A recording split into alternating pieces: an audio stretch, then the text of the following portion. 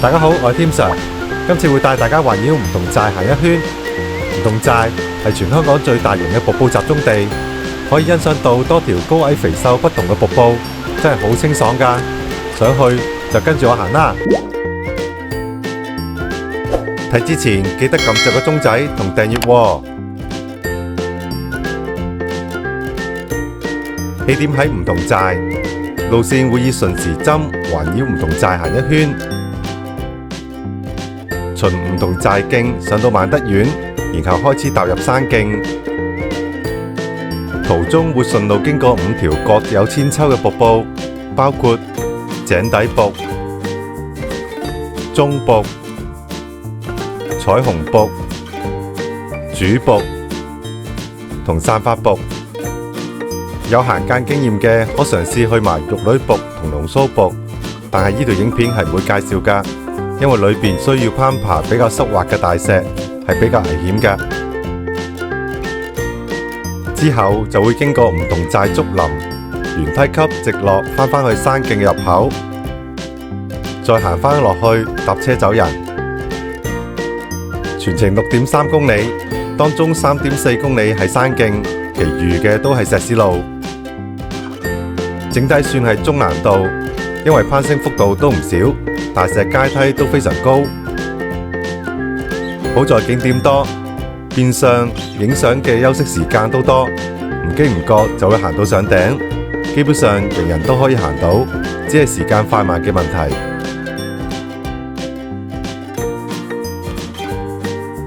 呢條路線嘅 GPS 檔可以掃描呢度下載。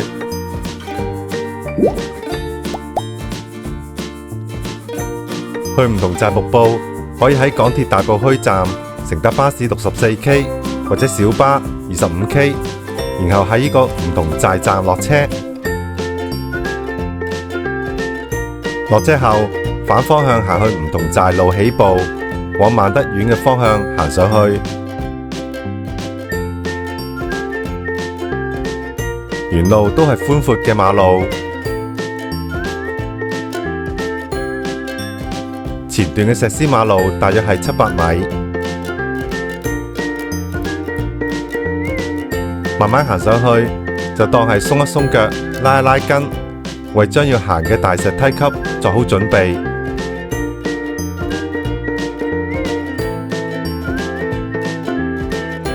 路旁不斷有路牌指引往瀑布嘅方向，所以係唔會唔識行㗎。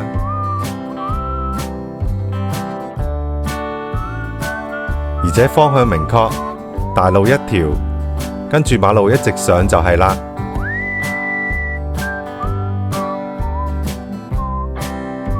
沿馬路不斷行，會經過一個細嘅停車場。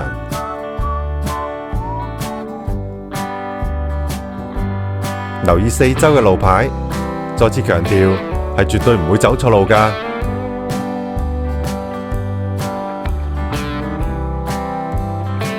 循馬路一直上，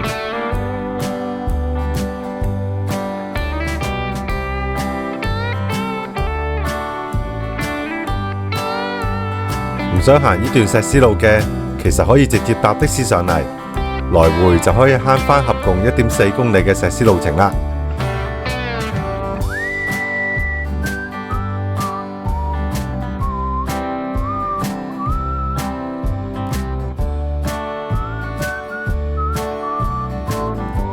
大約行20分鐘左右，會遇上一個分岔路口，地上面有印住往梧桐寨瀑布嘅方向。如果搭的士嘅，就喺呢度落車。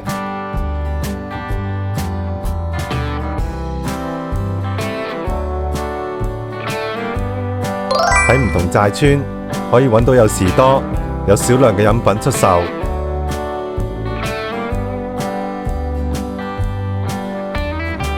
跟住就踏入梧桐寨石澗徑，算係山徑嘅範圍啦。呢一段係好好行嘅，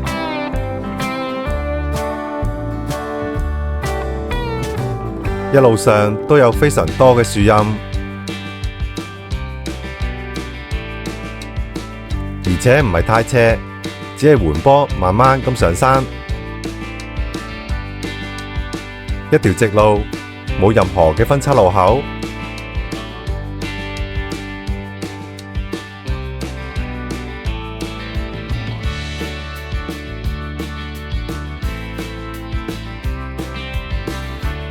中途會有長凳可以休息一陣，喺左邊會見到萬德徑嘅舊石碑。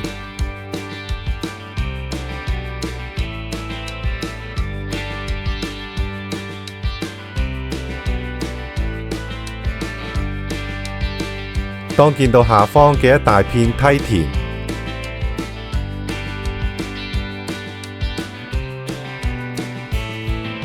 隨即會穿過萬德苑嘅大牌坊，繼續沿欄杆往上行，大約要行多250米。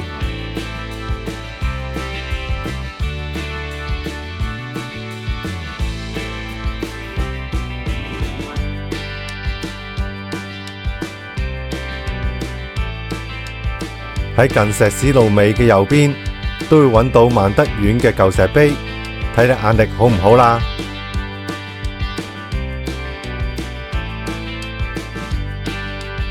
嚟到萬德苑嘅正門，由起步到呢度，大約係1.4公里多少少。開始走入山徑，四處都聽到流水潺潺嘅聲響。喺山徑嘅入口有清晰嘅地圖，並顯示咗4大唔同寨瀑布嘅位置。旁邊更有一個小瀑布作為頭炮。山徑非常清晰，大多係大石級，沿途都有4大瀑布嘅指示牌。整條路線99% 都係官方徑嚟㗎。除咗到彩虹瀑布嗰20米方徑之外，所以全程路上都有官方路牌嘅，唔怕唔識路上山落山，只怕冇氣冇力嘅啫。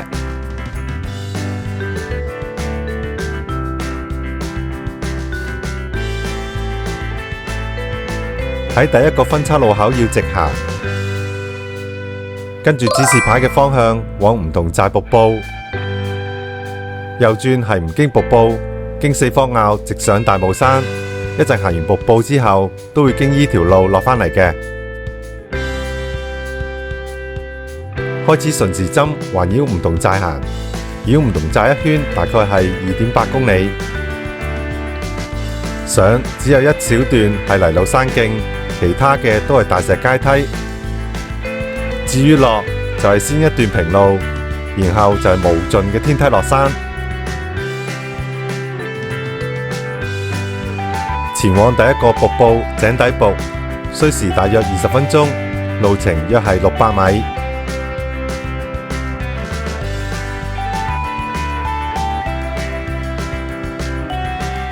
呢一段就係平坦一啲嘅泥路山徑，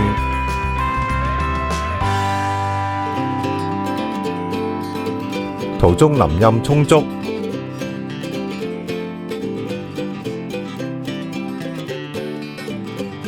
但就冇咩開揚嘅景觀，基本上全部景點都係瀑布嚟㗎。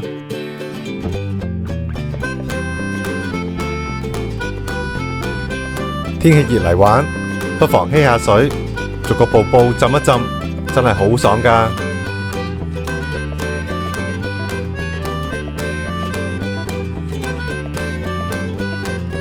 大家可以見到初段嘅路其實真係唔難行嘅，都幾平緩添。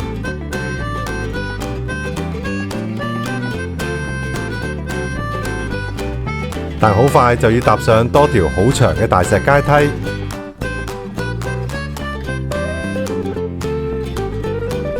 一條接一條，無窮無盡咁樣，真係行極都有㗎。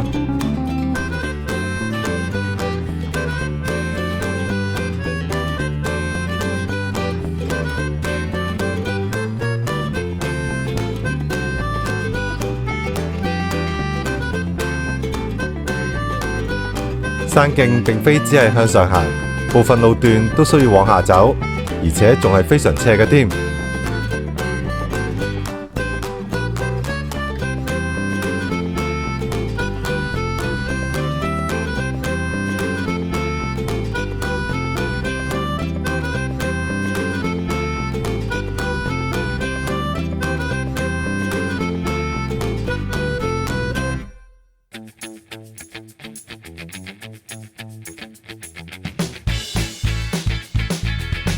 睇落去好似有啲崎嶇，路又有啲窄，但畢竟係一條官方山徑，崎嶇極都有限嘅。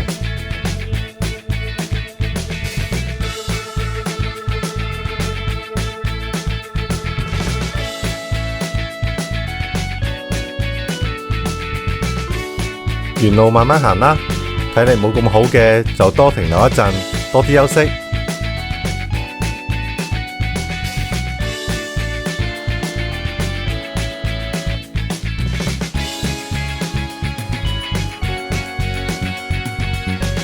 一級一級慢慢上，唔使急，急都急唔嚟。行得急嘅話，好容易會有意外㗎。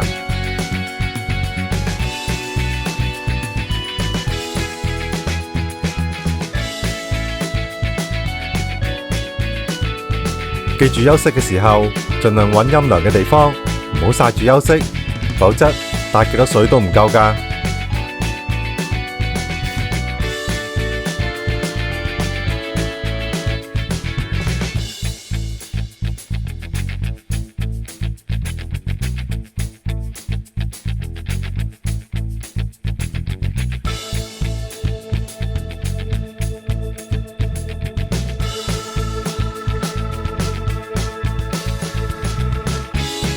當見到路牌同分岔路口嘅時候，往下走就係井底瀑啦。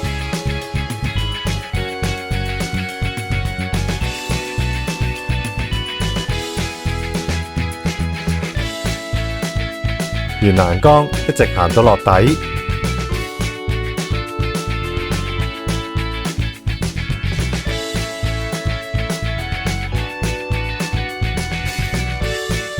就會見到井底瀑。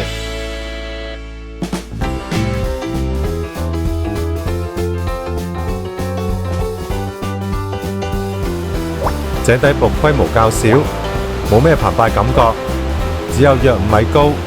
不過小小嘅瀑布聲勢都幾浩大。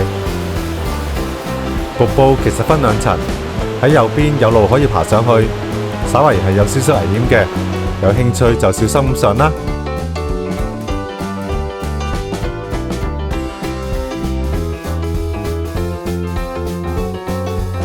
點樣落嚟就點樣上返去，沿梯級返去主徑。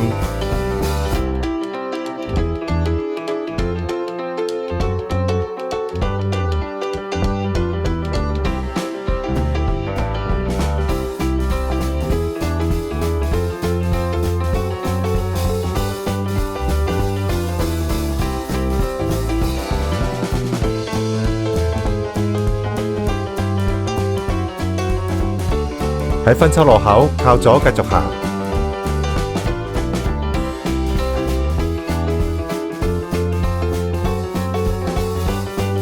井底瀑到中瀑嘅距離係唔遠嘅，幾步路就到。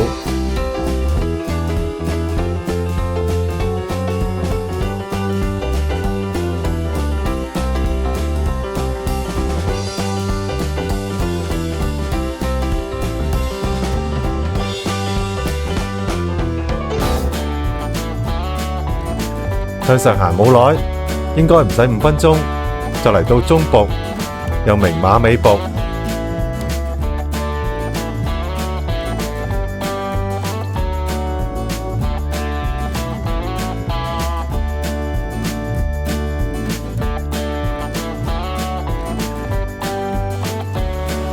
中瀑約20米高，水流十分洶湧澎湃，同井底瀑自然不同，無論高度、闊度、聲勢都犀利好多。喺瀑布旁邊不斷有水花彈過嚟，真係好清涼啊！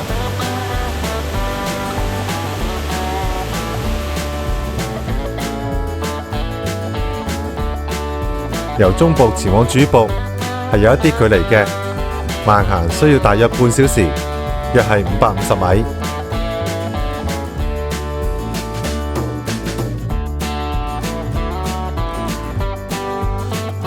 喺中間大約400米嘅位置，有一條非官方瀑布，名叫彩虹瀑，都幾靚㗎，只係行多幾十米啫，非常之值得去睇睇。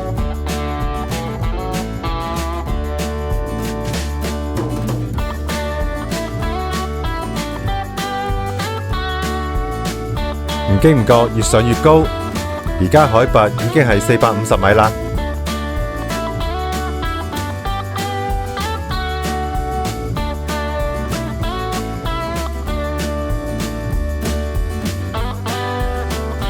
途中崎嶇嘅路段有鐵鏈圍住，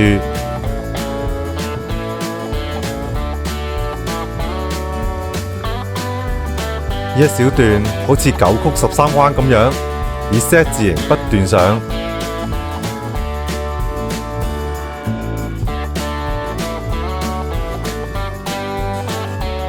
大石階梯非常高，係全程最辛苦嘅一段。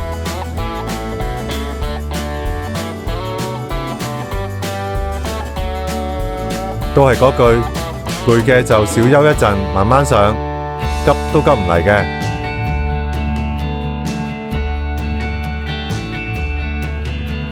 瀑布一定係從高處流落嚟，越靚嘅瀑布落差就越大。山徑係跟住水流而行嘅，所以佢嘅斜度都唔會細。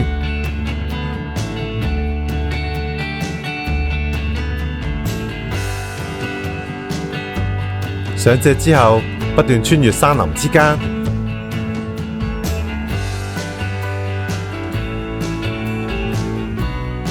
旁邊有一條溪流，不時有小型嘅瀑布，為呢一段增添咗唔少嘅氣氛。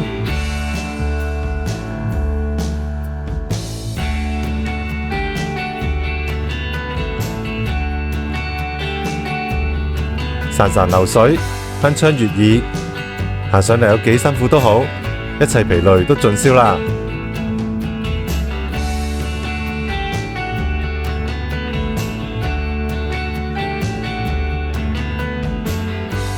唔經唔覺又上多咗一啲，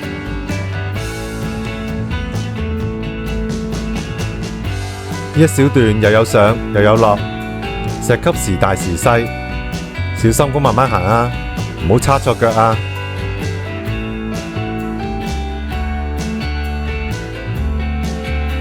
沿路仿如古道石階，10級而上。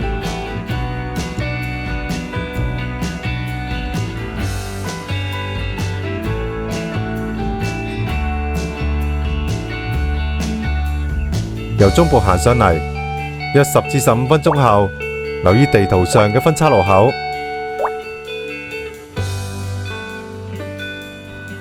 分岔路口係好明顯嘅，但就冇路牌。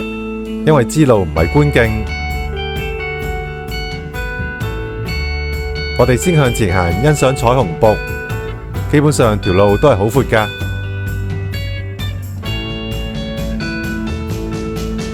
兩步之後，小心踏出石澗，靠右一望就可以見到彩虹瀑。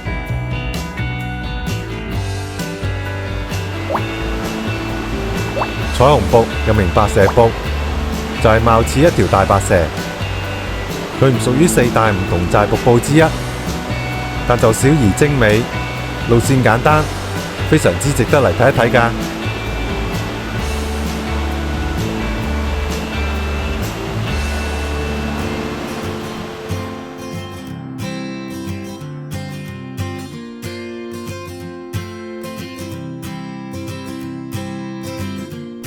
沿路離開，返回主徑，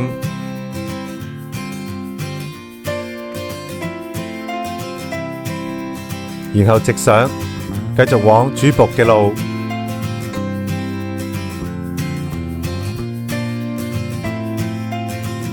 大約仲有150米嘅路程，快嘅5分鐘就到，慢嘅都唔會差太多嘅，始終路程非常短嘛。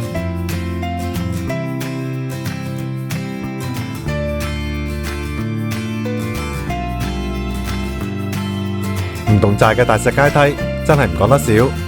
其實對大部分人嚟講都係非常吃力嘅，級級膝頭咁高，佢攻少啲功力都唔得。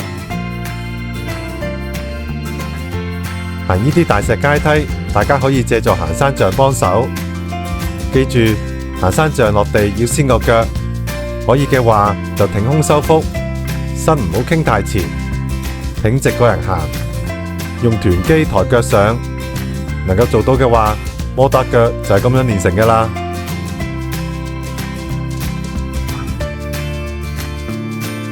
不過講就容易，腿功就冇一日速成嘅，必定係長年累月恆常運動累積返嚟嘅。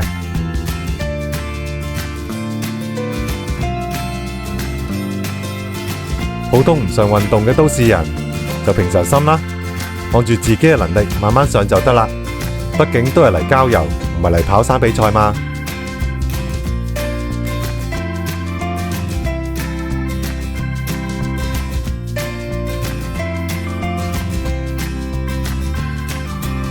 轉眼間就到咗主瀑啦。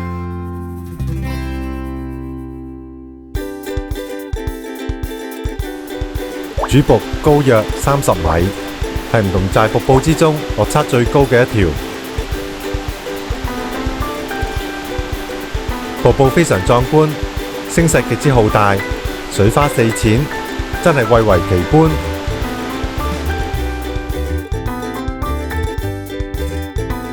欣賞完壯麗嘅瀑布，跨到主瀑嘅另一邊，前往對面嘅山徑。下一個目標係散發瀑，路程好短嘅啫，跟由彩虹瀑上主瀑差唔多，個斜度亦都差唔多。呢段路幾年前大修葺過，以前條山徑仿如小石河，頗多碎石㗎。真係要少少落手落腳爬先得。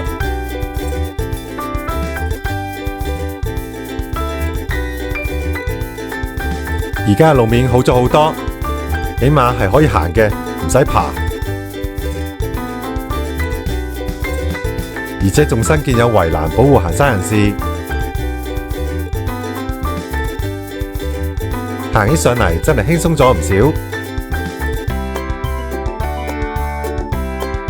現時嘅海拔約係470米，散發瀑嘅位置約係480米，而全日嘅最高位置係525米，只係差好少就到頂啦。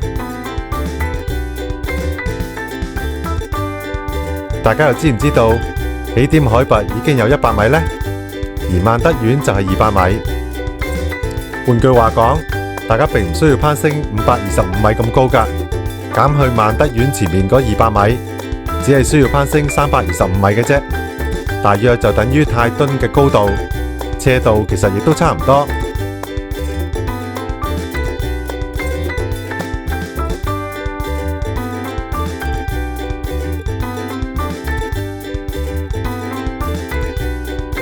15分鐘內就應該可以行到去散發瀑㗎啦。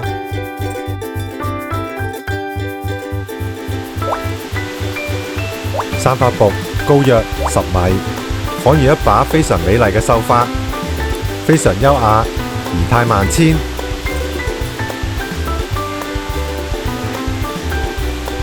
散發瀑係呢條路線最後一條瀑布，不妨多睇一陣先離開。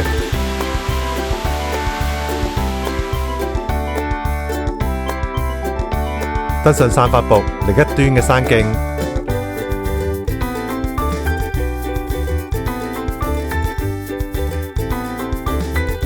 繼續向上行，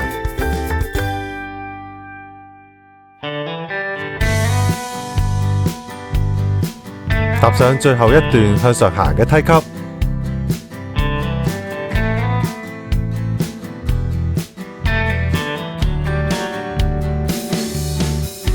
喺分岔路口要靠右行，唔好直去。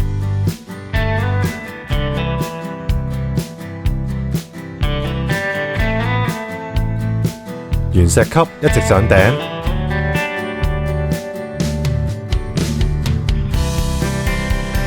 石級只餘下幾步，唔使轉彎就會完結。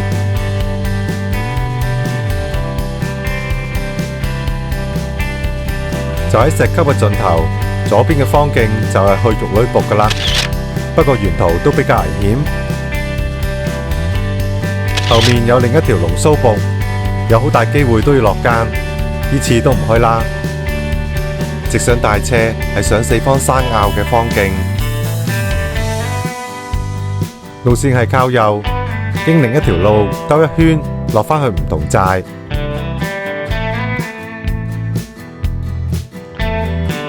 往後再冇向上嘅梯級，天梯已經全部爬完啦。落山嘅途中會見到一啲村落嘅遺跡，接下嚟嘅都係平坦嘅泥道山徑，非常之易行嘅，完全冇難度。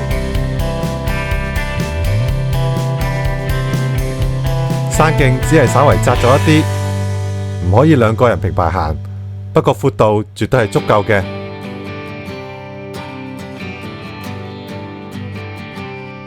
呢一段係官方徑嚟㗎，喺官方地圖都係建議大家咁樣行。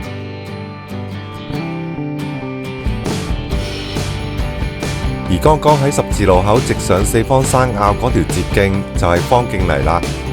你見佢好似好闊咁樣，其實只係近年多咗山賽，多咗人行呢條捷徑，先至變得闊咗。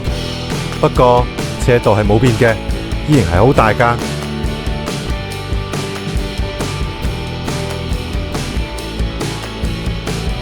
若唔想沿路折返返去梧桐寨，可以行捷徑上四方山坳，繼續前往大帽山、妙高台、城門水塘、大埔等地方。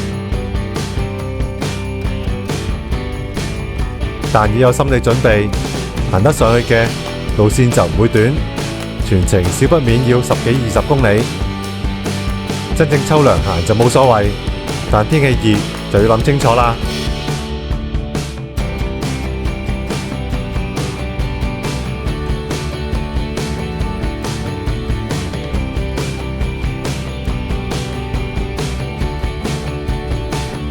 途中會經過一大片嘅竹林，都幾靚㗎，算係一小段嘅特色。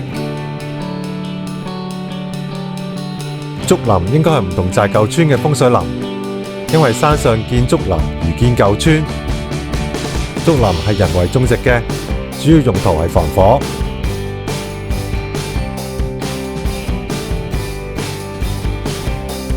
大約行400米左右，就去到一個大嘅分叉路口。設有地圖告示牌，轉左就係上大帽山嘅官方徑，會跟剛剛嗰條捷徑匯合嘅。直行就係落林錦公路啦，亦即係返返去起點嘅位置。落山嘅山徑同樣係非常好行嘅，不過就差唔多全部都係梯級，係一條往下嘅天梯。天梯一條接一條，全段天梯全長約900米，但海拔就會由剛剛嘅500米下降到萬德苑嘅200米，即係會急降300米咁多。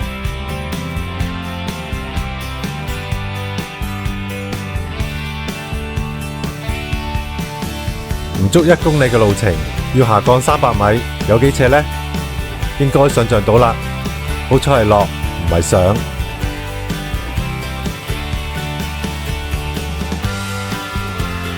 雖然全部都係落唔係上，但落咁長嘅梯級對膝頭嘅負荷都幾大㗎。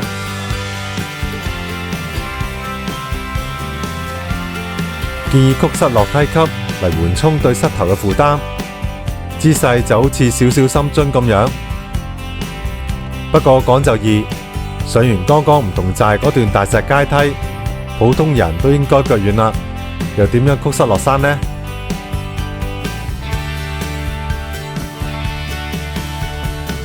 所以都係靠行山杖啦。行山杖如果可以延長嘅話，就首先將行山杖延長1尺。標準嘅落山步伐係掌先落，腳跟隨。另外，手要放杆頂，唔好用力去拎起支掌。記住，你係要用佢嚟借力，唔係拎多件重嘢喺手練力。同樣挺胸收腹，多運用核心肌力，並非腳力，就可以如履平地咁樣落山㗎喇。只要多練習用行山杖，就可以跟行山杖融合，上山落山就可以慳力唔少㗎喇。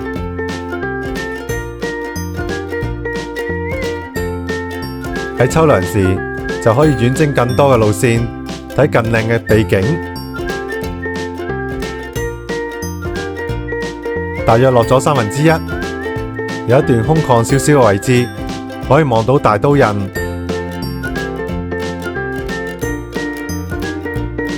其實遠望景觀都知道仲有排落嘅，海拔依然咁高，就算碌落山都要啲時間㗎。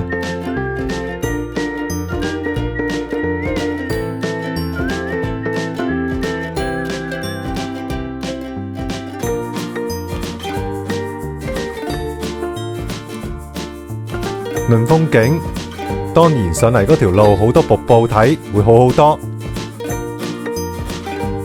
但係呢一邊嘅路都係小梯級，比起行瀑布嗰邊嘅大石階梯，比較之下係輕鬆一啲嘅。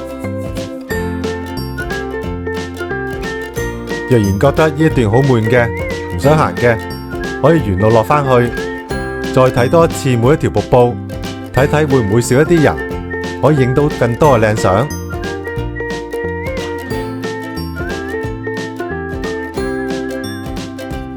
唔想返轉頭，又唔想行呢段路，就只有繼續行上四方坳，往大帽山、城門水塘或者大埔前進啦。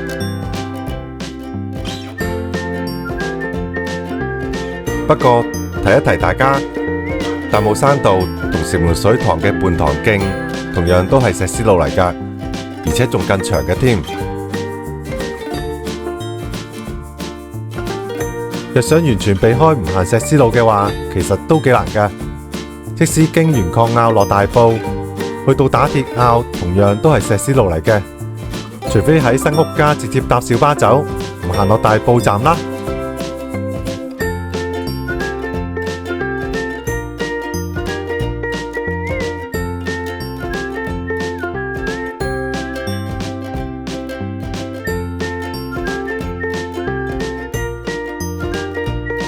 我個人比較着重交通方便嘅落山路線，唔介意路程長或者短，長有長行，短有短行。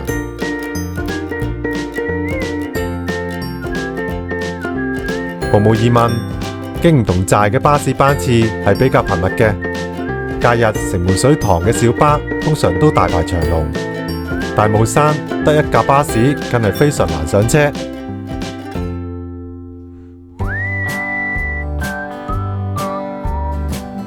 所以，若飛往大埔，都係選擇返落去唔同寨完結比較理想。其他地方就留待下次行山再行啦。行山唔一定要行過幾個山頭先至叫做行山嘅。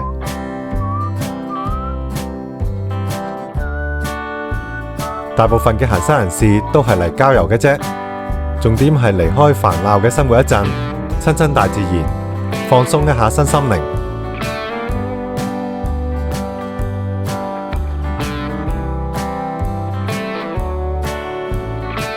當然，喜歡跑山嘅就按住自己能力去跑啦。跑山呢一項運動又真係幾唔錯嘅，路線變化又多，跑喺泥路上邊點都比跑喺石屎路舒服。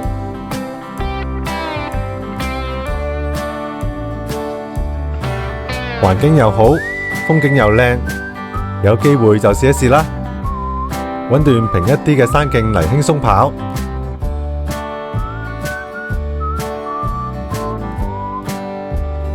大約10分鐘後，終於返回上山嘅第一個分岔路口。只要繼續跟住路牌往林錦公路行就得。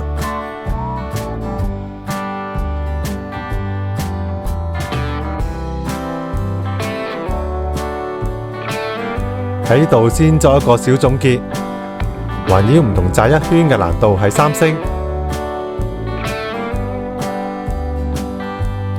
主要難度都係天梯，全程路線都係清晰嘅，而且都係官方山徑，有齊地圖、路牌，路線唔難分別嘅。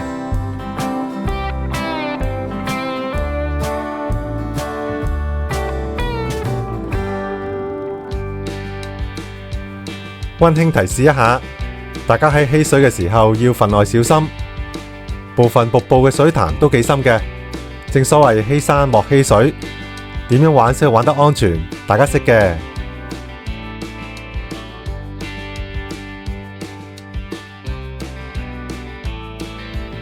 最緊要記住Tim Sir格言：開心上山，安全落山啊！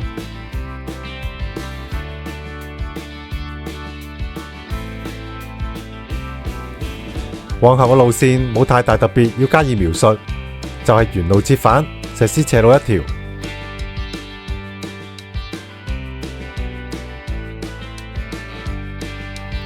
鏡頭一轉，已經嚟到山腳。一路落山途中，都會見到種種形式嘅路牌，跟上山嘅路況一樣，只係變成落，唔係上嘅啫。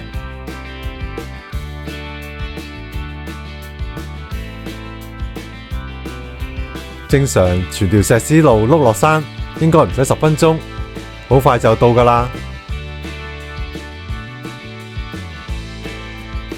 嚟到馬路口，左邊往元朗，右邊去大埔，大家可以按需要乘搭唔同方向嘅巴士離開。